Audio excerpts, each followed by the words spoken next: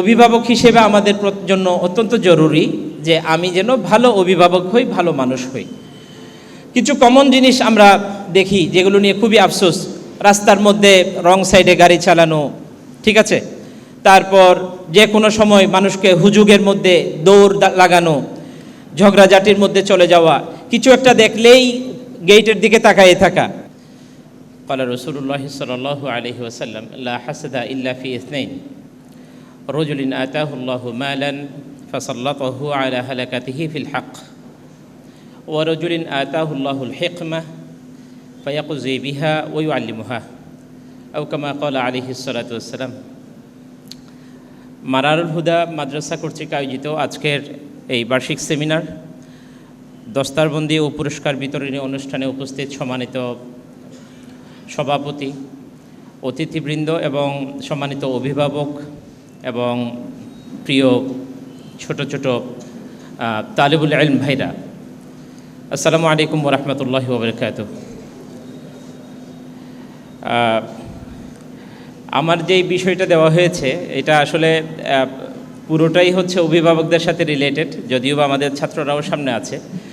তো ভবিষ্যতে আমাদের ছাত্ররাও তো একটা সময় অভিভাবক হবে।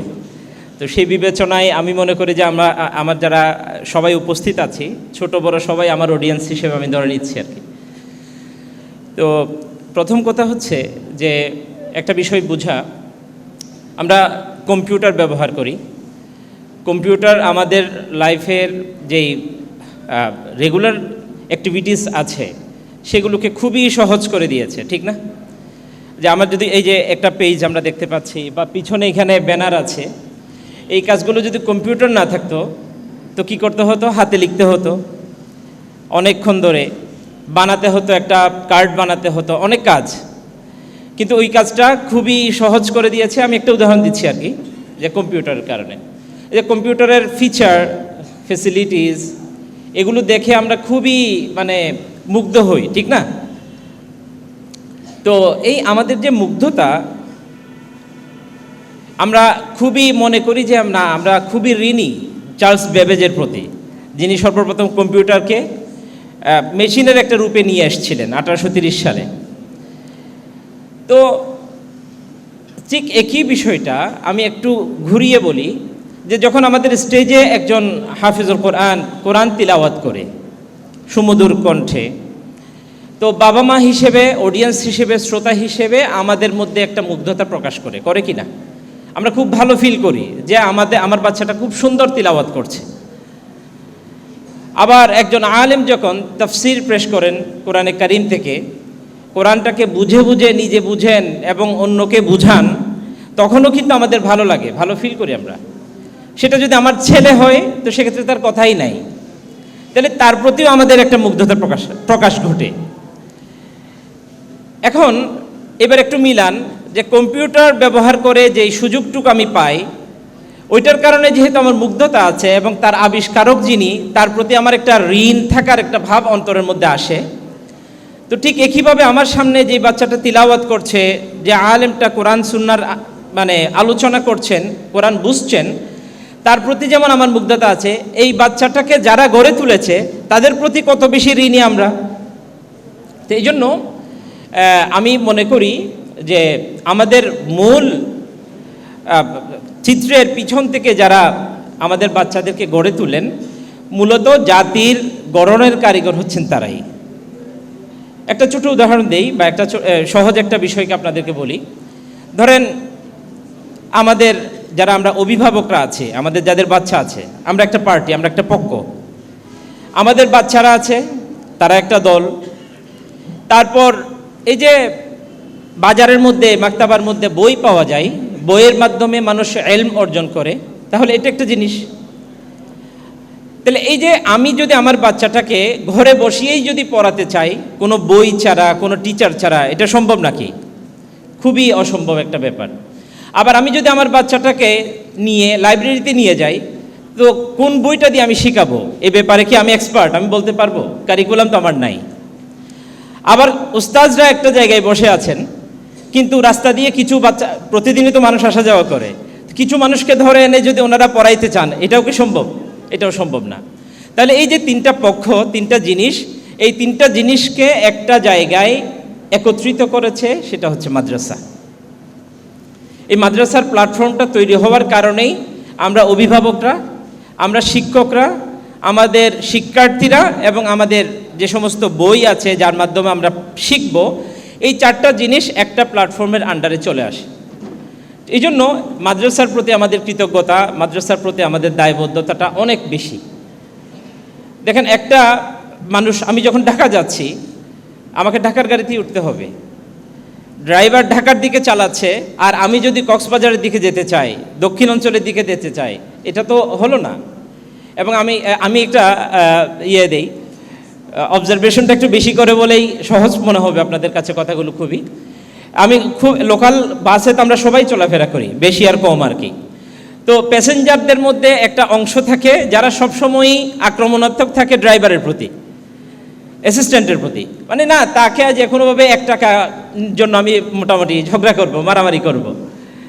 দেখেন, এখন ড্রাইভার সে কষ্ট করছে, অ্যাসিস্ট্যান্ট সেও কষ্ট করছে, তার যে ডেস্টিনেশন, সেম ডেস্টিনেশনে যদি আমি না গিয়ে, তাকে সহযোগিতা না করে, তার গাড়িটা যদি পিছনের দিকে নিতে চাই, তো আমি কখনো ফাইনাল ডেস্টিনেশনে পৌঁছাতে পারবো না।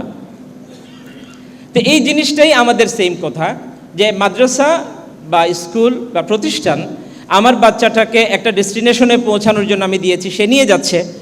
এখন আমি যদি মাদ্রাসাকে নিয়ে টানাটানি করি, এক্সপার্টের কাছে, ড্রাইভারের কাছে ছেড়ে না দেই, তো ফাইনালি আমার বাচ্চার লাইফে যে সাকসেস আসার কথা, ওই জিনিসটুকু আসবে না, এটা খুবই নিশ্চিত।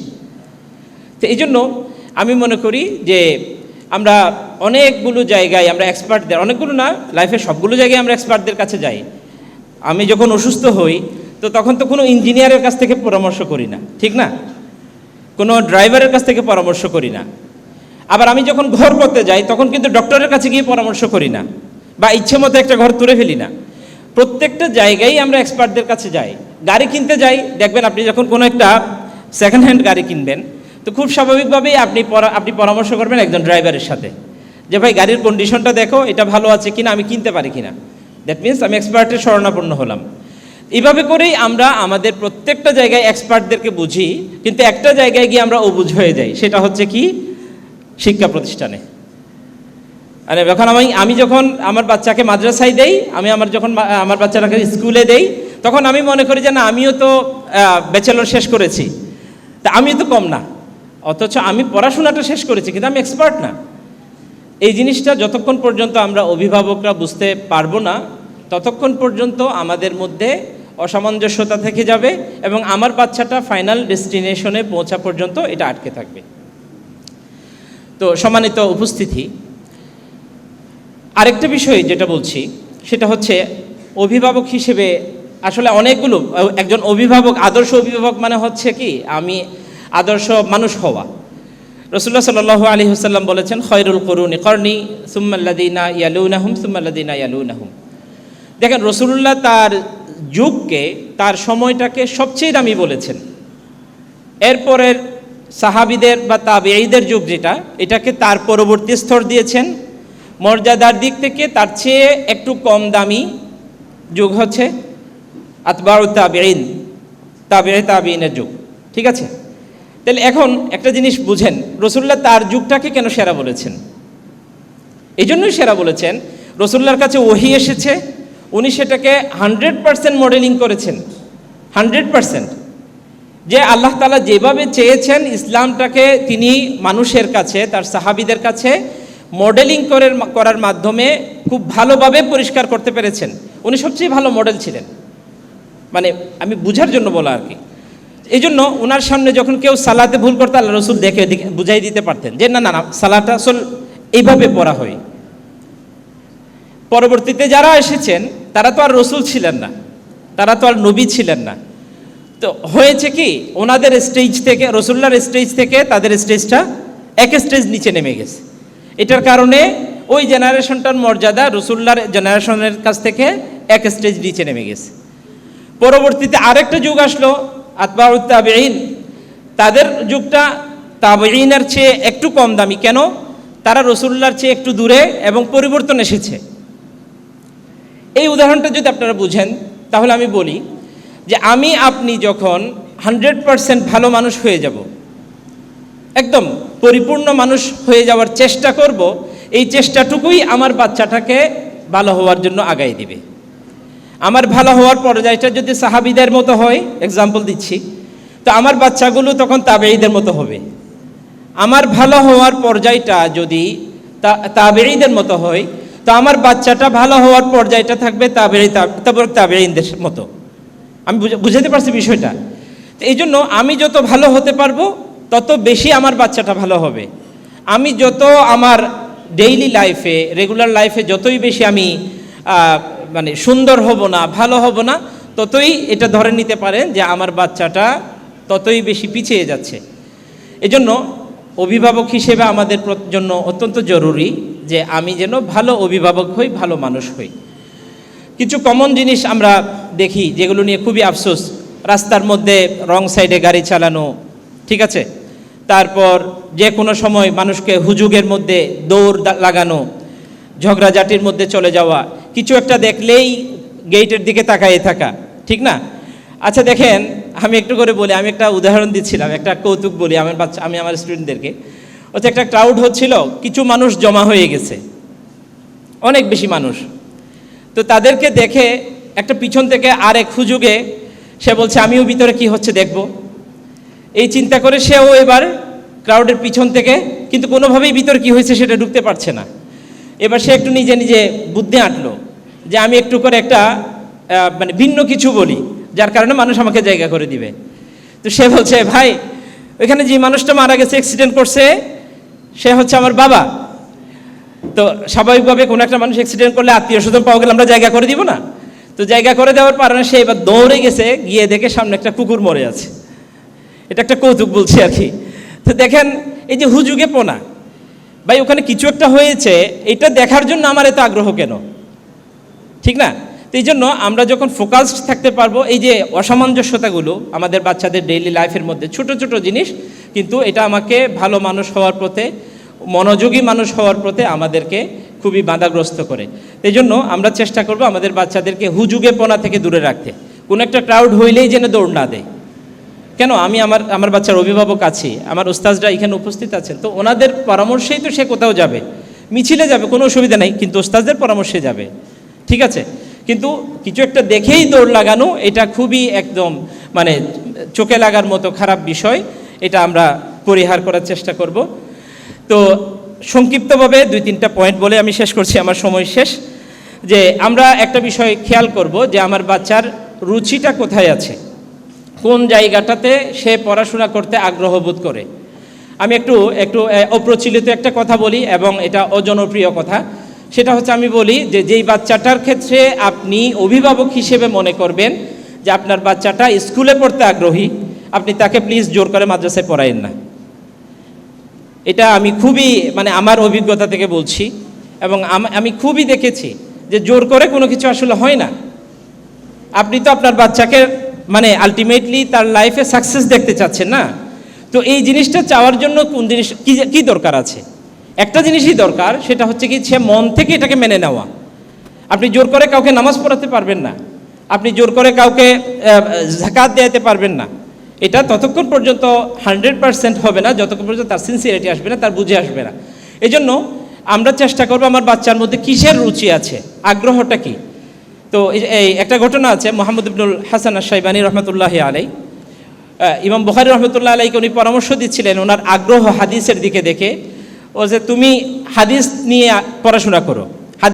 আর বাচ্চাদেরকে আমি যতই ছোট হই, বড় বড় বিষয়ে স্বপ্ন দেখানো যে তুমি বড় হতে পারবে। সবসময় আমার বাচ্চা কখনো ছোট না, প্রত্যেকটা এভরি চাইল্ড ইজ ইউনিক। কালকেও একটা বলছিলাম একটা জায়গায় যে আমরা প্রত্যেকেই ইউনিক। আমার বাচ্চাটা এখানে যারা বড়রা বসে আছেন ওনাদের মতো হতে পারেন, আমার বাচ্চাটা এনাদেরকেও ছাড়িয়ে যেতে পারেন, অনেক বেশি বড় হতে পারেন। এই যে আল্লামা সুলতান জোক নদবী রহমতুল্লাহি আলাই, যে আমাদের উস্তাদ আসবেন হয়তো, মুফতি শামসুদ্দিন সাহেব হাফিজাহুল্লাহ, তো ওনারা কোন জায়গা থেকে উঠে আসছেন বলেন? কোথায় গ্রাম থেকে উঠে আসছেন না? কে বলেছিল যে ছোটকালে এই মানুষটা বিশ্বব্যাপী পরিচিত হবে? এই জন্য আমাদের বাচ্চাদেরকে আমরা কখন এটা মনে করব না যে এখনও তো বাচ্চা ছোট, আমার ফ্যামিলি ব্যাকগ্রাউন্ড অত ভালো না, ফিনান্সিয়াল স্টেবিলিটি নাই, তো আমি আমার বাচ্চাকে মনে হয় খুব বেশি বড় জায়গায় নিতে পারবো না। আমার বাচ্চাটা অনেক বড় হতে পারে, আমার কাজ হচ্ছে তাকে সাপোর্ট দেওয়া। তো এতটুকু বলেই আমি শেষ করছি যে একটা ঘটনা বলি, যে আমি বলতে চেয়েছিলাম সেটা আমাদের আগেই যিনি শেখ মাহমুদুল্লাহ হাফিজাহুল্লাহ বলেছেন, যে এটা হচ্ছে আমি নিয়ত করেছি, আমার বাচ্চা এখন স্কুলে যাওয়ার বয়স হয় নাই, আমি এখন থেকে নিয়ত করেছি আমার বাচ্চার উস্তাজের জুতা আমি সোজা করে দিব ইনশাআল্লাহ। এটা আমার জন্য বলছি, এটা আমার জন্য বলছি, আপনাদেরকে আমি করতে বলছি এমন না, আমি জাস্ট আমার নিয়তটাকে আপনাদের কাছে প্রেজেন্ট করছি যে আমার বাচ্চার যে উস্তাজ হবে, আমি যত বড়ই হই ভবিষ্যতে, আমি আমার বাচ্চার উস্তাজের জুতা ঠিক করে দিব ইনশাআল্লাহ। এই নিয়তটা কেন করছি, আমি যখন দাওরায়ে হাদিস পড়ে আমার মনে পড়ে, এটা বলে শেষ করছি, যে মুফতি শামসুদ্দিন হাফিজাহুল্লাহ, তো হুজুরের কাছে আমি আমার বাবাকে নিয়ে আসছিলাম। আমি বলছি আপনি হুজুরের সাথে দেখা করেন, আমার হুজুরের সাথে আপনাকে গিয়ে দেখা করতে হবে, দেখা করে দোয়া চাইতে হবে। তা আলহামদুলিল্লাহ আমার বাবা আমার কথা রেখেছিলেন, কমপক্ষে একবার হইলেও আমার বাবা যতটুকু পেরেন তার তৌফিক অনুযায়ী ছোট্ট করে হাদিয়া নিয়ে আমার হুজুরের সাথে দেখা করতে গেছিলেন। তো এই জন্য আমাদের অভিভাবকদের কাজ হচ্ছে এগুলো, যে আমার বাচ্চাটাকে উপযুক্ত পরিবেশ তার জন্য নিশ্চিত করা এবং তার উস্তাজদেরকে সর্বোচ্চটুকু দিয়ে সম্মান করা, মাদ্রাসা বা স্কুলের যে নিয়ম কানুন আছে সেগুলোর প্রতি সম্মান করা। অনেকেই এই অফিসে গিয়ে নিয়ম কানুনের প্রতি অনেকে বালাই দেখান না, যে আমার 10 তারিখের মধ্যে টিউশন ফি দেওয়ার কথা, 11 তারিখ হয়ে গেছে, 15 তারিখ হয়ে গেছে, আমি গিয়ে উল্টা ঝগড়া করছি, এরকম মানসিকতারও আছে। কেন? আপনি প্রতিষ্ঠানটাকে প্রতিপক্ষ মনে করছেন, আসলে তো প্রতিপক্ষ না। ওই যে বাসের উদাহরণ দিয়েছিলাম, তো যদি প্রতিপক্ষ হয় তো আমার বাচ্চাটা আসলে তার ডেস্টিনেশনে পৌঁছাতে পারবে না। এই জন্য আমরা পরস্পর সহযোগী হই, মাদ্রাসা বা প্রতিষ্ঠানের সহযোগিতামূলক আচরণ যখন আমরা করতে পারবো, এটার পরে গিয়ে আমরা দেখতে পারবো যে আফটার 10 ইয়ার্স বা 15 ইয়ার্স আমার বাচ্চাটা ইনশাআল্লাহ তার সাকসেসফুল হওয়ার পথে আগায় যাবে। জাযাকুমুল্লাহু খায়রান। এখানে অনেক বড়রা উপস্থিত আছেন, তাদের পরিচয় দেওয়া আমার জন্য আসলে অনেক সময় সাপেক্ষ ব্যাপার, সেই কারণে আমি অত বেশি আনুষ্ঠানিকতায় না গিয়ে সংক্ষিপ্তভাবে আমার কথাগুলো শেষ করেছি। কথাগুলো অনেক অগোছালো ছিল, যেটা আমি নিজেই অনুভব করছি, কিন্তু কি পয়েন্টগুলো যদি আপনারা মনে রাখতে পারেন, এটার উপর যদি আমরা কাজ করতে পারি, তো ইনশাআল্লাহ আমরা মনে করি যে এখানে 100 স্টুডেন্ট যারা আছে, এই 100 স্টুডেন্ট পুরা একটা জেনারেশনকে চেঞ্জ করে নেবে ইনশাআল্লাহ। বারাকাল্লাহু ফিকুম। আসসালামু আলাইকুম ওয়া রাহমাতুল্লাহি ওয়া বারাকাতুহু।